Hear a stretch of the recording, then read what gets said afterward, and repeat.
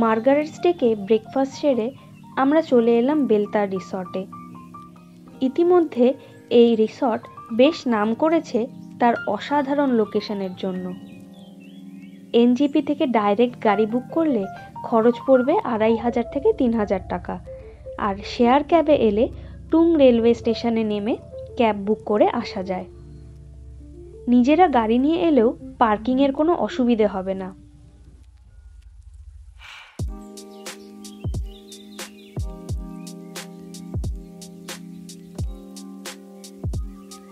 আমরা check in করে নিলাম, এবার রুমটা তোমাদের দেখিয়ে দিই।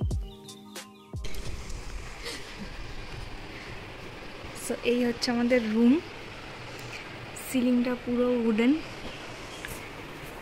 এখান থেকে একটা বড় জানলা আছে যেটা দিয়ে বাইরে দেখা যায়। এখানে চেয়ার টেবিল রয়েছে। এখানে একটা বড় বেড, তার সাথে আরেকটা বেডও রয়েছে। এখানে দুজন থাকার রুম রেন্ট হচ্ছে 3000 টাকা, আর একজন এক্সট্রা হলে 1000 টাকা করে এক্সট্রা। সো এই সাইডটা দেখা যাক কি আছে। এখানেও একটা জানলা রয়েছে। এখানে একটা কাবার্ড মতো রয়েছে, জিনিসপত্র রাখা যাবে আশা করি। আর এই হচ্ছে বাথরুম।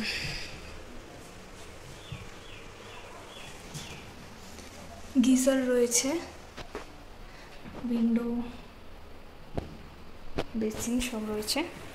আচ্ছা, রুমে এইখানে আরও একটা জানলা, এখানেও একটা জানলা রয়েছে, আর এটা হচ্ছে ব্যাক সাইড।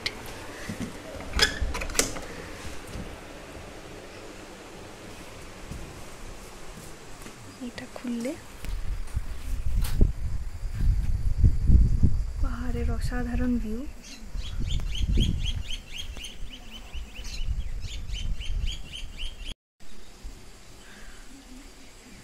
দূরে মেঘ দেখা গেলেও এখন আকাশ পরিষ্কার, আর ওয়েদার খুব ঠান্ডা বলা যাবে না।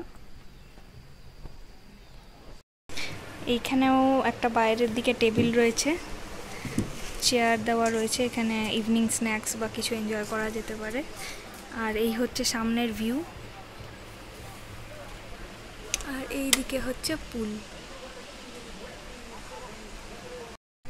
আর এই হচ্ছে বাকি কটেজেস। এখানে 7টাই কটেজ আছে, আর টেন্ট নেওয়া যেতে পারে। টেন্টে 2000 টাকা করে লাগে, কটেজ 3000 টাকা। যারা নাইট স্টে না করে ডে ভিজিট করতে চাইছো তারাও এখানে আসতে পারো। তাদের সুইমিং পুলের জন্য 200 টাকা পার হেড লাগবে, আর চেঞ্জিং রুমও পেয়ে যাবে। দেরি না করে নেমে পড়লাম পুলে। চারিদিকের যা দৃশ্য দেখলাম জাস্ট অসাধারণ। দুপুরের খাবার রেডি। আমরা নিয়েছিলাম চিকেন থালি, যেটার চার্জেস ছিল 300 টাকা। অনেক রকমের আইটেম, আর স্বাদও অসাধারণ।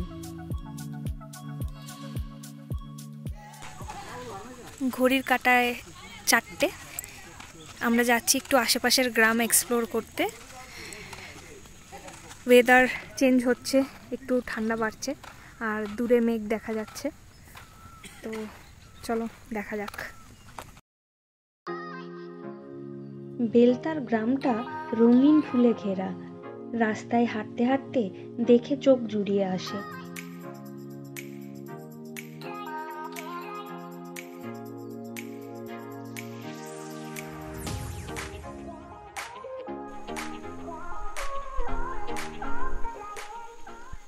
এখানে একটা গুডরিকের ফ্যাক্টরি পড়ে, যদিও এটা এখন বন্ধ।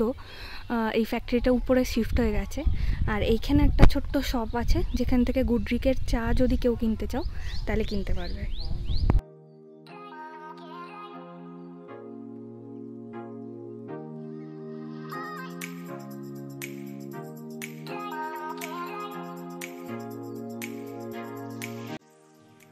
কিছুটা হেঁটে আসলে দেখতে পাবে এই প্রাচীন দুর্গা মন্দির, আর পাশ দিয়ে বয়ে যাচ্ছে নদী।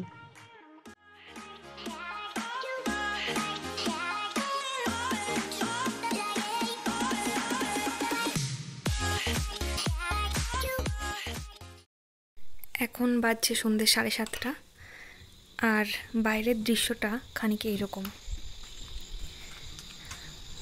ওই দূরে পাহাড়ের আলো দেখা যাচ্ছে আর রিসর্ট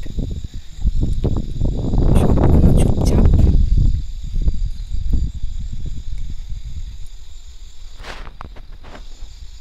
বাকি রুম সেখানে, এই দিকের পাহাড়েও কিছু আলো দেখা যাচ্ছে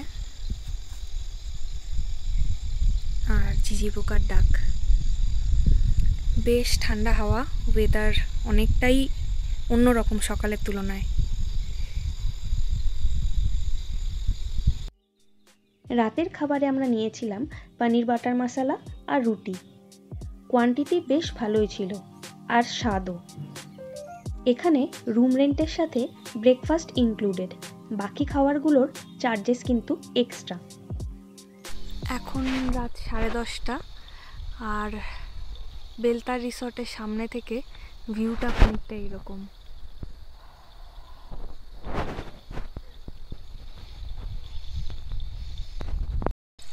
দূরে নদীর আওয়াজ শোনা যাচ্ছে। কাল সকালে আমরা আবার অন্য একটা দিকে হাঁটতে যাব, সেখান থেকে দেখা যাক নদীর কীরকম ভিউ পাওয়া যায়।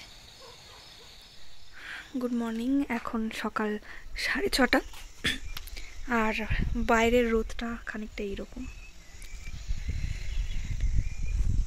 ওয়েদার হালকা ঠান্ডা কিন্তু মারাত্মক রোদ। সো আমরা এখন বেরোবো, কিছু জায়গা আরও ঘুরে দেখব। আজকে আমরা এই সাইডটাতে যাব, চলো শেয়ার করছি তোমাদের সাথে। সো আমরা এখন বেলতার রিসর্টের উপরের দিকটায় চলে এসেছি। ওই যে আমাদের কটেজ, সেকেন্ড কটেজটা, আর পুলটা পেরিয়ে আমরা একটু উপরের দিকে উঠে এসেছি। যদিও এখানে এসে দেখলাম বেরোনোর খুব একটা জায়গা নেই, কিন্তু এখান থেকে যে ভিউটা জাস্ট দেখো।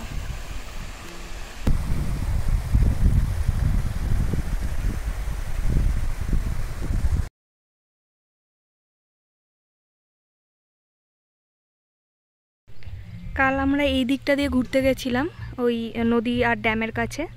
আজকে একটু এই দিকটাতে ঘুরে দেখি। বেশ কিছুটা উপরে উঠে এসেছি, চারিদিকে চা বাগান দিয়ে ঘেরা, আর এই অসাধারণ দৃশ্যটা। আজকে বৃষ্টি নেই, মেঘ নেই, কিন্তু এই অসাধারণ রামধনু দেখতে পাবো আশা করিনি। আর একটু উপরে এসে দেখছি এই রামধনুটা পুরো সার্কেল করে হয়েছে।